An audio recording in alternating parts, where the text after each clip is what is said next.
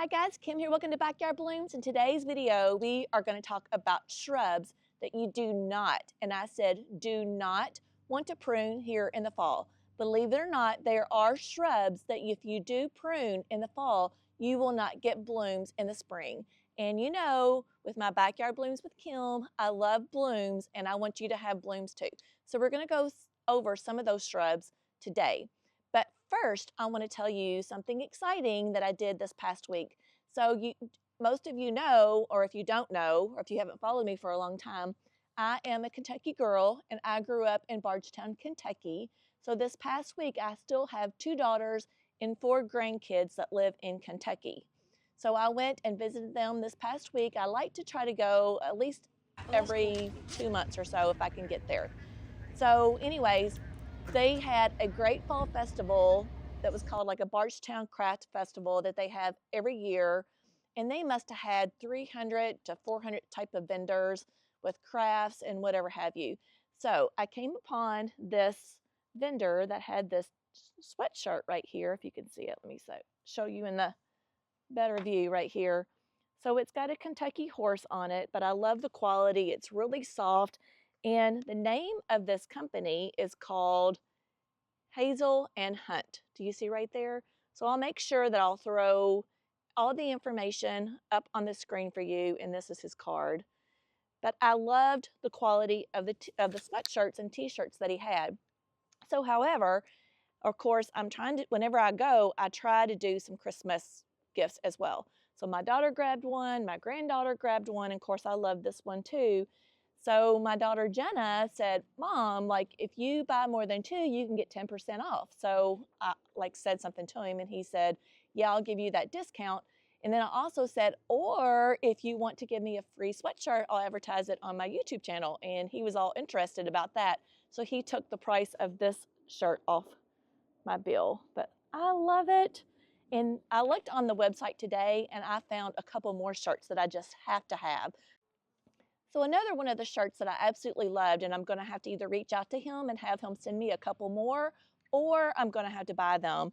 But the one that I particularly liked is You Make Beautiful Things, and it's from Psalm 139, 13 through 14. And I love that shirt as well. And then another one that just perfectly fits me with my YouTube channel is Friends Over Followers. And you guys, my goal at the end of this year was to have 22,000 followers. It's mid-October. I'm probably not going to reach that. But I want you to know that even though I have a goal that I would love to reach, I do enjoy my friends that I have over my followers right now. So I'd rather have you as a friend than 22,000 followers. Now, if I can have 22,000 followers and they're all friends, then I would absolutely love that as well. But however, I've got 7,500 something friends right now, and I really love all of you guys. And I hope that we can all learn together. So those are 2 shirts that I absolutely love and that what I would really, really like. The You Make Beautiful Things had flowers on them, of course. And then the Friends Over Follower just had friends and an arrow over followers. And they had a hipster horse that I absolutely loved too. And it was kind of a horse like mine, but he had glasses on. And he was like facing frontward. So kind of really liked that too. And look, I voted early, you guys. See? So me and my husband went and voted yesterday and got it all out of the way. So I encourage everybody to still go out and vote, no matter who you vote for. Anyways, so most of this information that I got, I learned some things too as well, but I hope that you learned some. You might already know these things, and then some of you might not. But the article that I took notes from was called From Garden Crossing, and of course it was what plants not to trim in the fall. So we are going to go over some of these plants that they told me not to trim in the fall. Some I knew and then some I didn't have any idea. And then some are very controversial for me because I live in Zone 8, Charlotte, North Carolina, and some things I might get away with in my zone, but a zone 4, 5, or 6 might not. So let's talk about that. We're going to turn the camera around and look at the plants that I am not going to prune, and then some that are controversial, and then some that plants or shrubs that we are definitely going to prune. So let's go over all that information with you. Okay, so the number one on their list was hardy hibiscus. And this is a proven winner's hardy hibiscus. It is not a tropical hibiscus. You guys, if you have a tropical hibiscus and you want to keep that, then you're going to have to winter that over into your garage, because it may be in zones like zone 10. You might be able to get away with it, keeping it out all year round. But this is the hardy hibiscus from Proven Winners. And let me show you the bloom. I do have one bloom still here. Now, this one is controversial for me because I have always pruned this back. And actually, Jenny with Creekside Nursery has also pruned hers back, and she said that it didn't affect hers coming back. Now, the reason why they said that you may not want to prune this one in the fall is because it has a hollow in the middle. Do you see the stem, how it's hollow? Now this, if you have a lot of snow, like up north in like zone 6 or 7, but here you guys, I have not got snow in like 2 or 3 years. And if I do, it's gone in the next day or two. But you can see the hollowness right there. And there's another one I'm trying to show you right here. Do you see that hollow? So the thing that they're saying that's controversial is not to prune this one in the fall, is that snow could get down into that and it could harbor disease. And I guess it might be a good little outlet for small little creatures to winter over into the winter too. Now, I have always personally pruned this back because I don't like to see these sticks in my very front yard. If I did not have this plant in the very front, then I may reconsider, but I don't want that for my very front garden when all these blooms and leaves are gone. So once the frost comes, which we already had a light frost, but it just got the roofs and not like it didn't reach the plants. So for me, I will prune this back, and this one is the only one that I think is controversial for me. But you guys, if you live in a colder zone, then you might really, really not want to prune this back. So this was their first on the list of a shrub or a perennial that you do not want to prune back in the fall. Now let's go talk about hydrangeas, because a lot of people are super confused about hydrangeas. And I was too when I started gardening. I was very confused about certain shrubs as well. But I have learned, because I live here, like I said, in Zone 8, Charlotte, North Carolina, that most of my shrubs that I'm going to put out are panicle hydrangeas. And we're going to go show you what a panicle hydrangea is. But the first one that I come across right here is a hydrangea that is called a mountain hydrangea. And you can already see they're starting to put some more buds on, so they may bloom out for me before the end of the year. But this is one that you do not want to prune back, or you're not going to have blooms in the spring whatsoever. So this is a mountain hydrangea, and this one's called Tough Stuff. So make sure if you know the name, Google what type of hydrangea that is, and then you'll know. So we are not going to prune back a mountain hydrangea, and this is Tough Stuff. And I think there's several different mountain hydrangeas. This one also gives me some great fall color. Look at that purple on the edges of those leaves. Beautiful. So I think I've got 4 or 5 of these mountain hydrangeas. I've got one there, one here, and then one down from me just a little bit.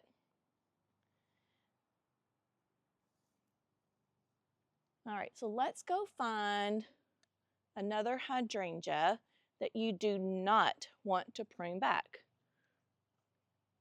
Got to get up on this hill. So right here, you can see this one. Let me get a little closer. This one is called a big leaf, but it's also known for the oak leaf because the leaf looks like an oak. So this one you are not going to prune back at all. This one's still a baby. It hasn't grown that much. It stays kind of small. I'm going to say maybe 2 by 3 feet, something like that. But this is another one that you do not want to prune in the fall. So I'm not going to touch that one, but I am excited. I hope this one gets a little bit bigger for me because I have it more in the back of the garden. If it doesn't, I may consider bringing it forward a little bit so it can like be a little showy. Okay, now this one right here, I just planted this one this past year in this garden, and this one is called Quickfire and has a little bit of different bloom than you would normally see, and that's the reason why I really like variety. So this one right here is part of a panicle hydrangea, and panicle hydrangeas grow on old and new wood. So I can prune this one back in the fall and I'm going to be absolutely fine. All panicle hydrangeas you can prune back, and that's all you would do is just snip it off right here, or you can cut your plant back by 1/3. You can do it in the fall or you can do it in the spring. It does not make any difference whatsoever. A lot of people don't like these old spent blooms, and this one's pretty, but I will show you another variety that's not so pretty. And one year I left them and it was gorgeous, and then in other years I have cut them back in the fall. But however, if you have a lot of snow and the snow hits these old blooms, they are gorgeous. So that might be a reason that you might want to keep the old blooms up.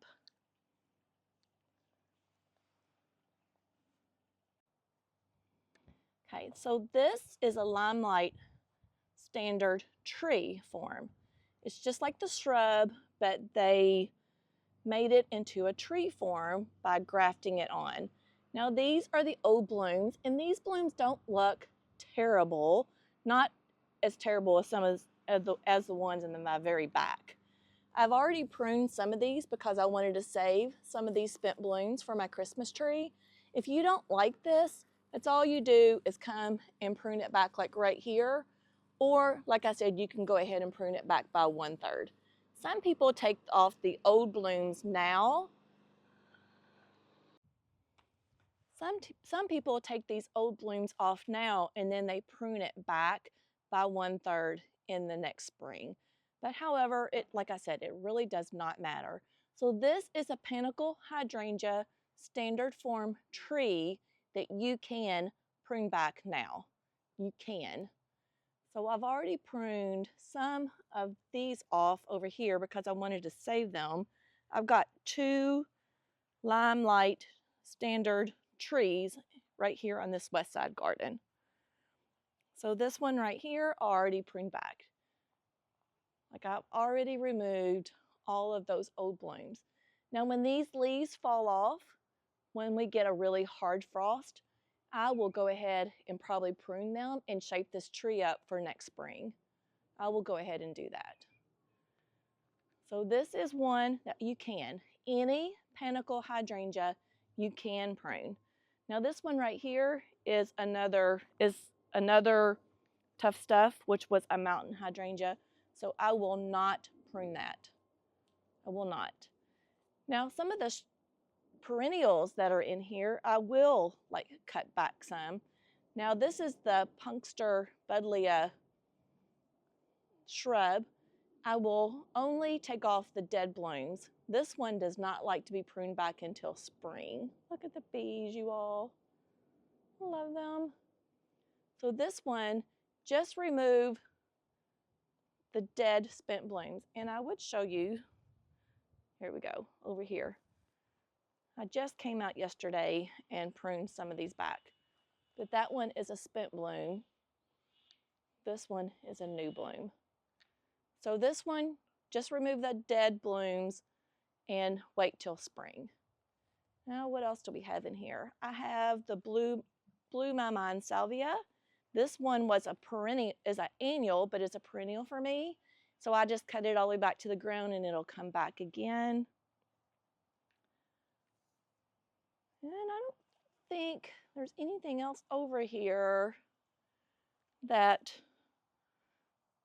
is on the list of pruning back. Now this right here is the annual of the pink cashmere. It is a verbena. Now I could cut that back to the ground, and I've heard, because this is my first time growing this one, that the that it will grow back, that it will winter over. So there are some annuals that will winter over if you don't pull the roots up. And another one of those, sometimes, but not all the time, are the super petunias. And this one is the jazzberry. Look, I cut this back kind of like mid-late summer, and look how beautiful this is. Still blooming, still gorgeous. Now, while I'm here, it's like down kind of on my list, but let's talk about it. So this is the red hot poker. And I did not know this one. This one's like new to me. This one says to cut the flower stems only, not to cut all this foliage back. I think like this gives it protection through the winter time. So you can see I have a spent bloom here. So that's all I'm going to do is come and cut these spent blooms, but I'm going to leave all this foliage right here. So I think it protects the crown of the plant throughout the winter. So for me, like this is the first time that I planted. I've got one here, one there, and I had one in the middle here and it didn't make it. So that is one that I'm just going to prune just the stalk, the old bloom stalk off only. So that one is new. Leave the foliage at base to protect the crown. So there you go. And then another perennial that I did not know was, let's go show you in my garden here, is the Russian sage.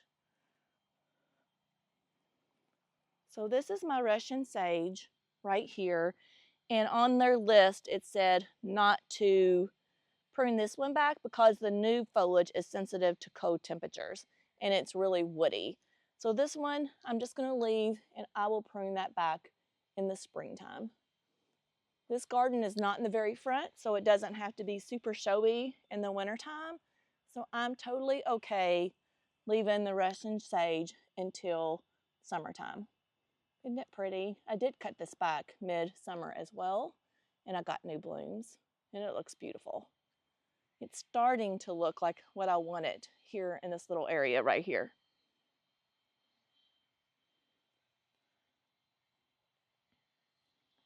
All right, now some on their list that was optional are any perennials that have seed heads for birds. Now, you guys, I feed my birds really, really good, and I've never really seen birds on my seed heads. But however, if you do not have a bird feeder and you want to leave some of the seed head for the birds, then by all means, like leave them. Like I said, it's optional. So this one is a coneflower, and this one is really good to leave the seed heads alone for the birds, and it's optional. Coneflowers, black-eyed Susans, and liatris are the ones that are optional. Of course, I had some liatris up here, and I already cut it all the way back. But I didn't really, I guess I did have the blooms, but they were like long gone a long time ago. I had liatris right there, and it was grown from corms, C-O-R-M-S, corms. And there's another one over here that's not necessarily on the list, but I know for a fact that we're not going to prune it back, are your camellias. Now your camellias bloom in late fall and winter, depending on what variety. You see all the buds right there. So if I prune that right now, I'm going to prune all of those off. So the best time to prune this one is after they've completely bloomed. So these are the white shishi. They're going to be white. I think they're a double white, so I'm excited to see that. And I do have a couple camellias that are starting to bud out already. Look at the salvia. Look at all those big carpenter bees just loving life. So if you want to draw pollinators to your garden, this is a #1 plant that will do that for you. All right, so now I'm on my skinny side garden, and I have a couple camellias right here. These are white by the gate. This one has not grown as much as my other one, but it's about ready to flower as well.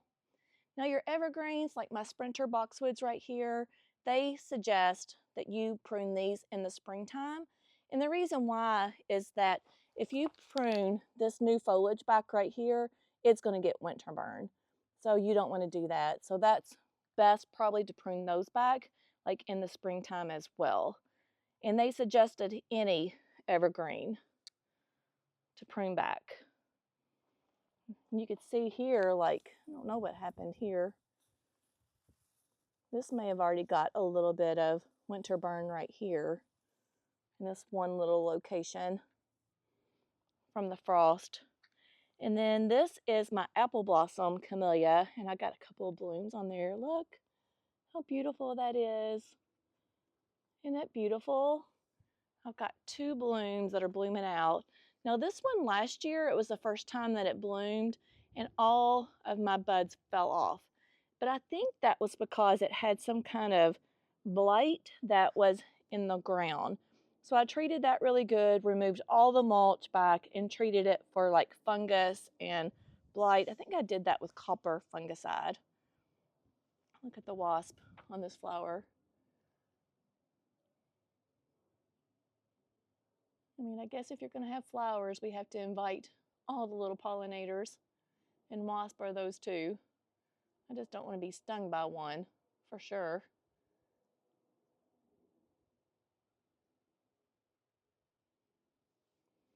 So that is my camellia. Do not want to prune that back at all. And then, let's see, this is my rain point. This is my watering system. I'll have a link to that if you'd like. Everything's hooked up on drip. And then this is another camellia too. I don't see any new blooms on that just yet, just buds. You see how the bigger the difference between this one is and the other one? And this one gets more sun. That's why. Look at my coral bark maple tree. Isn't it beautiful? Like the coral is starting to show on the stems, and I'm starting to get yellow and orange and red all on this one tree. I'm in love. I'll be glad when I see some of these maples get just a little bit bigger. This container is still doing very pretty. Look at the St. John's wort vine. Look at all that variegation in that pink and green. Isn't that beautiful? And this one has wintered over and came back for me.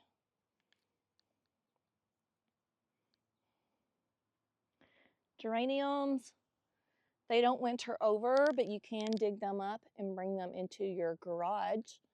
I'm not sure it's worth it to me to do that, but if you'd like and you love your geranium, you can dig it up and winter it over in your garage. Roses, I will prune most of those back in around Valentine's Day. Now for my zone, a lot of people do it in January. So just kind of like look what your zone is. Sometimes if you know, I'm not going to come out and prune these if there's snow on the ground, right? So if you have snow, then you might want to do it a little bit later. It might be April for you, but for me, I can do this in January. And I can cut it all the way back. Well, except for the climbing rose. This is a climbing rose, so I'm not going to prune it all the way back because I want to train it up onto this arbor right here. Now, emerald green arborvitaes, they're an evergreen. You don't want to touch those. You can add a little bit of fertilizer to them if you'd like. And then, of course, my hydrangea garden right here. These are the little lime hydrangeas. And do you see, like, these are really, really done. And I don't feel like I like this look. If I got snow, I would leave them. But this year, the wind really did a good number on them. So I started to prune some of them back over here. I left the ones that are beautiful, of course, right here. So you tell me, most of you don't like the looks of the old spent blooms. Do you like the look of this where it's cleaner, or do you like the look of that to where it still has the blooms on there? Now, if they stayed like this all winter long, I would leave them for sure. But this is what they're looking like right here. So I personally am going to prune these back. I can go ahead and remove the deadhead, remove the blooms, which is called deadheading. I can like come back to here and cut, use my Felco pruners and cut right here, or I can go ahead and cut these back by 1/3. It's your choice. Fall or spring. There's not anything down here to really talk about. My bloodgood maple's still looking good. And then I do have some sedum down here. I could cut these back if I wanted to. I think they're still really beautiful right now. And when the frost hits these, they'll be cut all the way back to the ground. So this is something that you can, if you wanted to, or let the frost hit it, which some of you probably already have had frost. You can prune it all the way back. It's just going to get mushy.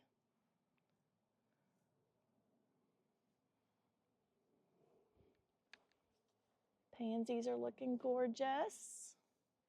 Beautiful. If you're in zone 8 or even zone 7, the frost will get these, but as soon as the frost comes off of them, they'll perk right back up. And for me, these will do good all the way till spring, till when it starts to get hot. I'm going to say probably in the 80s. So if you live in the south, you can plant pansies and violas and kale and cabbage, whatever have you. These are the shrub roses. I will prune them all the way back down to like 12 inches in January. My Sprinter boxwoods here, I'm not going to touch at all. Now if I had like something like this and it's standing, it just stands out, right? You can prune that up, but just don't give it a hard prune, okay? Okay, so one of the other plants, and I knew about this one, but I'm not sure everybody does, is a lilac. Lilacs bloom in the springtime. So if I prune these now, I'm going to be taking off all the buds, so I don't want to do that. So a lilac bush, you just want to keep and do not prune until after it flowers in the springtime. And if it needs to be pruned, then that's the time that you can prune. So lilacs, you do not prune in the fall. Do not. Now I have another hydrangea behind this lilac one. If I can get over here to show you. This one is called the pufferfish. Now the pufferfish is another type of panicle hydrangea. So I can prune these off now, which I'm probably going to do soon. But if I prune this one back, I can either prune it back by 1/3 or I can just prune right here and take off the dead blooms. So this one's pretty new to me. This one did really good. I'm really happy with this pufferfish panicle hydrangea. It does really good in the sun too. You can plant it in the full sun. Now as far as perennials, Gara, you can prune it back all the way to the ground in the fall. Hostas, once the frost gets it, you can prune it back all the way to the ground. Same with astilbes. Now, hellebores are going to give you some winter interest and early spring interest. So I would not touch these. I would only leave the new foliage, but if it had old foliage, then I would remove them, which I don't even have any old foliage to show you on these whatsoever. Lungwort, I think when the frost gets that, I'm pretty sure that it'll turn to mush and I'm going to prune it all the way back and it will reappear again in the spring. These are my fall containers. Aren't they pretty? Look at this bright yellow. Love this wire vine too, you guys. This wire vine is beautiful. And this is some of the old ivy that I had left over. This icicle's new to me too. And so is this Rumex is new. Now this agapanthus, I'm not really sure about this one, how it's gonna behave. But I'm gonna say that it's gonna be cut down to the ground as well. But look, I love these stalks still. So I'm not gonna take these back. I think they're fun. Aren't they fun? I wanna plant more of this agapanthus, and this one is called Ever Midnight. It was beautiful. I really enjoyed that one. But it does take a little bit of part shade. Agapanthuses do, and that's why I got it underneath this cryptomeria tree. All right, so this is another shrub called candy corn. Once the frost gets it, I'm going to prune it all the way back too. You can do that now. And then the brand new foliage comes out bright green. It's gorgeous. So this is something that once the frost gets it, I will prune it back. I don't know why this one's super unhappy. All the other ones I have on this side, which might get a little bit less shade. So I might put this one over here. I don't know. I don't know why it's not happy. It's the only one that's not happy out of the three. Okay, Nepeta, catmint, you can prune it all the way back to the ground in the fall. You can. And then these are another example of the coneflowers that they said that's optional, that you can leave the heads for the birds if you like. My salvia, once the frost hits it, it's probably going to be cut back as well, and it'll come out fresh again. All right, now this is a Weigela.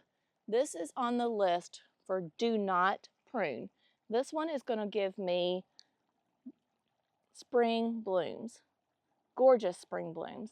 So any of your Weigelas, like this one, this one's called Wine and Roses, you do not prune. You'll wait until after it flowers in the springtime, and then you can cut it back. So this one is, you do not prune in the fall. Weigelas, you do not prune. And I've got another Weigela. Let's show you. I'm super surprised my coleus. I mean, it's like not looking great, but it's not like where I have to pull it up either. Still have a few little coral bells. Actually, the caladiums are still doing good too and beautiful.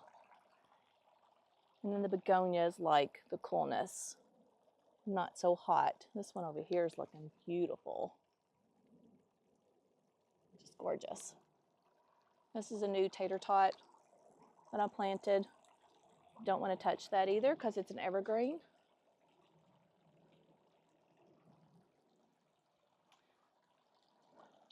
The hostas, once it gets the frost, they're going to be cut all the way back.